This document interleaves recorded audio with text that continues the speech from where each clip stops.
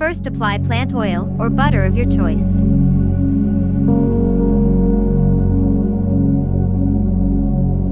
Place the palms of both your hands on your forehead. Apply medium pressure. Raise your eyebrows while providing resistance with your fingers. Make sure you do not create any wrinkles on your forehead. Hold your skin with your hands to prevent this. Hold this position for 15 to 20 seconds, then release. Repeat 3 to 5 times. Start slowly, then gradually increase the duration.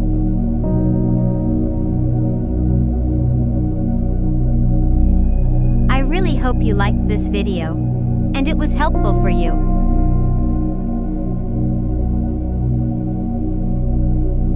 Press save to save this video in your playlist to practice with me daily.